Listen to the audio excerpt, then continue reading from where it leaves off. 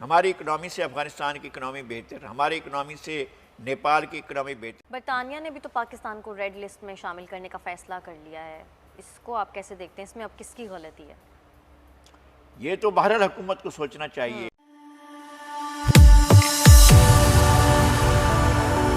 जय हिंद दोस्तों, मोदी देश में आपका स्वागत है। आज पाक मीडिया बात कर रहा है कैसे यूके ने पाकिस्तान को रेड लिस्ट में रख दिया है। मतलब कि यूके ने अपने लोगों को कहा है कि वो अभी कोरोना की वजह से पाकिस्तान ना जाए। उसके बाद पाकिस्तानी मीडिया बहुत ही ज़्यादा रो रहा है। पाक मीडिया कह रहा है कि यूके ने तो हमारे खिलाफ साजिश की है, क्योंकि कोरोना तो बाकी बहुत सारे देशों में है, फिर यूके ने हमें क्यों टारगेट किया। तो उसके बाद पाक मीडिया कह रहा है कि यूके को इसके लिए जवाब देना चाहिए। और पाक मीडिया यहाँ इमरान खान को भी दोष दे रहा है। पाक मीडिया कह रहा है कि इमरान खान ने कोरोना को सीरियसली नहीं लिया और इसीलिए आज यूके ने भी पाकिस्तान को रेड लिस्ट में डाल दिया है। दोस्तों, ये वीडियो बहुत ही मज़ेदार है, तो इसे आप पूरा ज़रूर देखिएगा। तो चलिए और इंतज़ार न करके ये वीडियो देखते हैं। पंजाब में पैरालाइज्ड हो चुकी है ज़िंदगी। वहाँ पर जो है बहुत ज़्यादा स्मार्ट, और पता नहीं का स्मार्ट कैसा होता है, Bharat micro smart smart lockdown जो है वो लगाने की बातें भी हो रही हैं और लगाया भी जा रहा है। लेकिन इस सारी चीज़ों का हमारी इकनॉमी पर क्या असर पड़ा है? हमारी इकनॉमी से अफगानिस्तान की इकनॉमी बेहतर, हमारी इकनॉमी से नेपाल की इकनॉमी बेहतर, हमारी इकनॉमी से बांग्लादेश की इकनॉमी बेहतर, हमारी इकनॉमी से श्रीलंका की इकोनॉमी बेहतर, हमारी इकोनॉमी से जो है वो इंडिया की इकोनॉमी बेहतर। हम कहाँ स्टैंड कर रहे हैं? हम कहाँ स्टैंड कर रहे हैं? हमने कोरोना के साथ फाइट में जो है वो कहा कि जी एक तो अल्लाह की मेहरबानी थी, हमने अल्लाह की मेहरबानी को जो है वो समझा कि हमारे लिए खुली छूट है। और फिर जो आप कहते कि हम एक्टिविटीज़ को नहीं बंद कर सकते, तो ठीक है, अपनी एक्टिविटीज़ को जारी रखा है। तो एक्टिविटीज़ जिन लोगों ने और लोगों ने बंद की थी, जिस तरह से इंडिया में भी एक्टिविटीज़ महदूद हुई थी, बांग्लादेश में, दीगर मुल्क में, उनकी तो इकनॉमी को इतना बड़ा झटका नहीं लगा। आज देखें ना, कहाँ है बांग्लादेश की इकनॉमी, कहाँ है इंडिया की इकनॉमी, कहाँ है अफगानिस्तान की इकनॉमी, कहाँ है नेपाल की इकनॉमी? आप कहाँ पर हैं? पाकिस्तान को कोरोना की वायलेशन करने पर जो SOPs थी, उस वक्त तो वज़ीर आज़म मास्क भी नहीं लगाया करते थे और बल्कि कहते थे कोई चीज़ नहीं है, खामखा का हवा खड़ा किया जा रहा है। तो क्या हुआ? उसका नतीजा क्या निकला? खुद भी हुआ। हुकूमत सीरियसली, और कोरोना एक बुरी वबा है, लेकिन इकनॉमी की तबाही जो है। बरतानिया ने भी तो पाकिस्तान को रेड लिस्ट में शामिल करने का फैसला कर लिया है, इसको आप कैसे देखते हैं? इसमें अब किसकी गलती है? ये तो बहरहाल हुकूमत को सोचना चाहिए। इनके दौर में हुआ है ना फैसला, कोई हमारे दौर में, हमारा तो कोई दौर ही नहीं है ना। मतलब ये है कि ये कौन से दौर में हुआ, किस दौर, किसके दौर में, दौरे हुकूमत में ये हुआ है। नहीं, जब अवाम का दौर आएगा तो फिर हमारा दौर आएगा। हम तो अवाम है ना, जो वोट लेने के लिए लाइन में जाकर खड़े हो जाते हैं। तो हुकूमत को करना क्या चाहिए? अगर बरतानिया ने रेड लिस्ट में डाल दिया है तो क्या बात करनी चाहिए? मेरे ख्याल में एक तो वजाहत होनी चाहिए कि वो किन चीज़ों पर उसने रेड लिस्ट में हमारा नाम डाला है। असद उमर साहब ने कहा है कि ये साइंस को मद्देनजर रखकर किया है या खारजा पॉलिसी को? नहीं, मैं ये कहता हूँ कि खारजा पॉलिसी को भी तो उन्होंने इस तरह से नहीं देखा है ना। और फिर आपने क्या किया? अपने लिए एक मरीज़ होता है ना, उसका एक काम होता है, जब उसको मर्ज में मुब्तला होता है तो डॉक्टर के पास जाता है ना। तो हम क्या डॉक्टर के पास गए? हमने जाकर अपनी इकनॉमी को बेहतर बनाने के लिए किया। हमने आमिल मंगवाए, हमने जो है वो झाड़ फूंक करने वाले जो मंगवाए, हमने जो है उन्हीं के जिसने बीमारी दी थी उन्हीं से दवाई लेने के लिए हमने बंदे अब वहाँ से बुलवा कर अपने बंदे बिठाए। भाई, आप तक रिकॉर्ड क्या है? हमारे जो गवर्नर हैं स्टेट बैंक के, वो जहाँ जाते हैं इकनॉमी का भट्टा बिठा देते हैं, यहाँ आए तो ये लोग हमारे इंटरेस्ट के तो नहीं काम कर रहे थे ना। ये बात किसी को समझ में नहीं आती है। भाई, हमारे लिए अब तक जितना हमने नुकसान की दोस्ती से उठाया है, अगर हम अपने तौर पर खुद कफील होने की कोशिश करते, एक बावकार सॉवरेन कौम के तौर पर हम खड़े होते, तो मेरे ख्याल में हम बहुत अच्छी पोजीशन पर होते। ये जो चीन के वज़ीर ख़ारजा ने कहा था, वो बात दिल को चुभती है कि ईरान ऐसा मुल्क नहीं है कि जो उन चंद मुल्कों में नहीं है जो एक टेलीफोन कॉल पर ढेर हो जाते हैं। तो एक टेलीफोन कॉल पर तो हम ही ढेर हो जाते हैं और तो कोई हमें नज़र नहीं आता है एक टेलीफोन कॉल आती है, इसलिए कि इंटरेस्ट बटे हुए हैं। जिन लोगों के पास इक़्तिदार है, अख्तियार है, उनके मफादात कहाँ हैं? उनके मफादात बाहर फैले हुए हैं, यूरोप की फ़िज़ाओं में, अमेरिका की फ़िज़ाओं में फैले हुए हैं। वो उन इंटरेस्ट को बचाने के लिए हमारे इंटरेस्ट को, आम आदमी के, कमज़ोर आदमी के इंटरेस्ट को मिलियामेट कर देते हैं, परवाही नहीं कर सकते। ऐसा ही है। और लगता है कि चीज़ें किस तरह से महंगी हैं।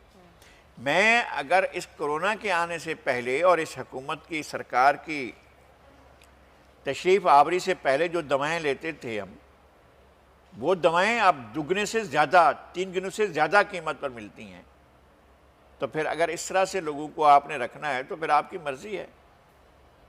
और ये कि हम इकनॉमी को खड़ा कर रहे हैं, अगर इस तरह खड़ा कर रहे हैं तो उसको बिठा ही देना बेहतर है। लेकिन ये आने वाले दिनों में महंगाई जिस तरह से बढ़ रही है, होगा क्या? लोग खाएंगे कैसे? लोगों के बड़े मसाइल हैं। लोग शदीद किस्म की परेशानी का शिकार हैं। लोग गुर्बत की लकीर से नीचे गिर रहे हैं। हमने कहत के ज़माने देखे हैं, हमने कहत के ज़मानों को, हमने कई इलाकों में जाकर देखा है कि कहत क्या होती है। हमने चोलिस्तान में देखा है, हमने रोही में देखा है, हमने थरपारकर में देखा है, हमने ये जो जाबलो इलाका है, पहाड़ी इलाका है, यहाँ से कराची से बाहर निकलते ही जो खीरथर पहाड़ी की ये दामन के साथ साथ कोहे सुलेमान तक चले जाए, वहाँ तक है। तो देखा है कि क्या होता है, लेकिन गुर्बत और ज़्यादा बढ़ गई। ठीक। चलिए दोस्तों, इस वीडियो पे बात करते हैं। तो पाक में जो स्मार्ट लॉकडाउन की बात कर रहा है, वो इमरान खान का नया इन्वेंशन है। इमरान खान ने पिछली बार भी ऐसा ही किया था। इमरान खान क्या करता है, वो कुछ जगह को बंद रखता है और कुछ जगह को खुला रखता है, और इसमें बहुत ही बड़ा झमेला होता है। क्योंकि एक बार क्या हुआ था पाकिस्तान में, जब उसने स्मार्ट लॉकडाउन किया था, उसने कारपेंटर की दुकान को खुला रखा था, पर कारपेंटर जहाँ से सामान खरीदता था कारपेंटरी करने के लिए, उस दुकान को बंद कर दिया था। तो वो कारपेंटर कह रहा था कि मैं दुकान खोल के भी क्या करूँ, क्योंकि जहाँ से मैं सामान खरीदता हूँ वो दुकान तो बंद है। तो इसीलिए बहुत सारे लोग पाकिस्तान में इमरान खान के इस स्मार्ट लॉकडाउन का मजाक उड़ाते हैं। और पिछली बार कोरोना पाकिस्तान में जल्दी ख़त्म पाकिस्तान की किस्मत की वजह से हो गया था, और इमरान खान इस स्मार्ट लॉकडाउन को दिखा के कहता था कि इसकी वजह से ही पाकिस्तान कोरोना से बच गया था, जो पूरा झूठा था। पाकिस्तान अपनी किस्मत की वजह से बचा था, और अब फिर से पाकिस्तान में कोरोना फैल रहा है। तो अब इमरान खान फिर से अपना वो नया इन्वेंशन स्मार्ट लॉकडाउन करना चाहता है पाकिस्तान में, और पाकिस्तानी मीडिया कह रहा है कि इससे कोई फ़र्क नहीं पड़ेगा। तो पाक मीडिया यहाँ उसी स्मार्ट लॉकडाउन की बात कर रहा है, और पाक मीडिया जो कह रहा है कि पाकिस्तान की इकोनॉमी इतनी नीचे क्यों गई, क्योंकि दूसरे देशों ने भी तो वही किया था जो पाकिस्तान ने किया था। तो पाकिस्तान की इकोनॉमी नीचे इसलिए गई थी क्योंकि पाकिस्तान की इकोनॉमी पहले से ही नीचे जा रही थी, कोरोना से पहले से। तो इसीलिए पाकिस्तान की इकोनॉमी कोरोना की वजह से और भी ज़्यादा नीचे गई। तो इसमें कोई हैरानी की बात नहीं है, और इसीलिए भी इमरान खान पाकिस्तान में लॉकडाउन नहीं करना चाहता था, क्योंकि उसे पता था कि इकोनॉमी की असली हालत क्या है। और इसीलिए वो लॉकडाउन से बचने के लिए ये कह रहा था कि कोरोना कोई ज़्यादा खतरनाक बीमारी नहीं है और पाकिस्तानियों को कोई फ़र्क नहीं पड़ेगा। पर जब पाकिस्तान में कोरोना बेकाबू होना शुरू हुआ, तब उसे मजबूरी में लॉकडाउन करना पड़ा, और लॉकडाउन भी उसने वैसा किया जिसे किसी ने भी फॉलो नहीं किया। और जैसे कि मैंने कहा कि पाकिस्तानी किस्मत की वजह से पाकिस्तान बच गया।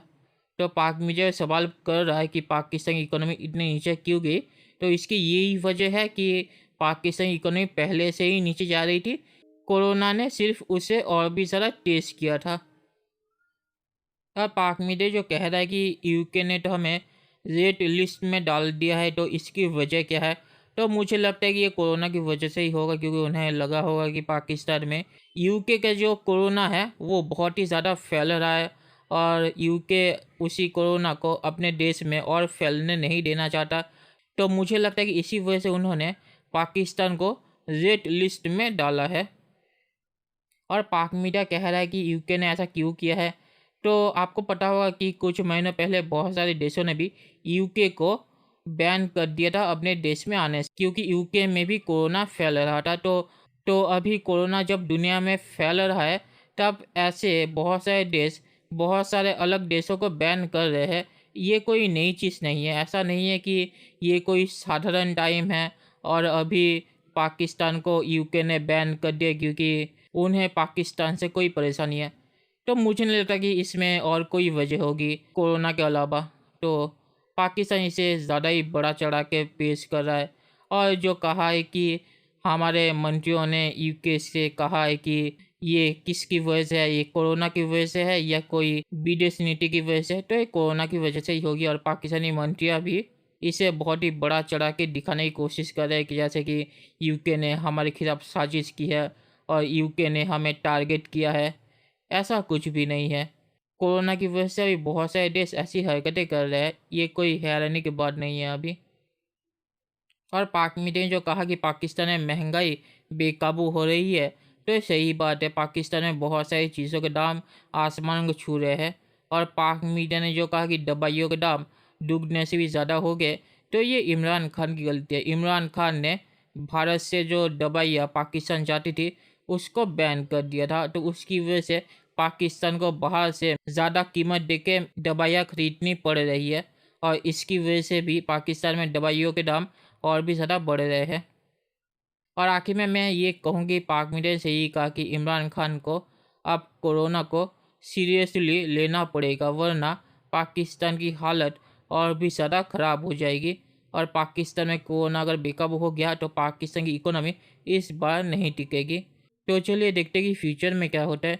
दोस्तों, ये वीडियो देखने के लिए बहुत बहुत शुक्रिया और हमारे चैनल को सब्सक्राइब करना मत भूलिएगा। Thank you very much.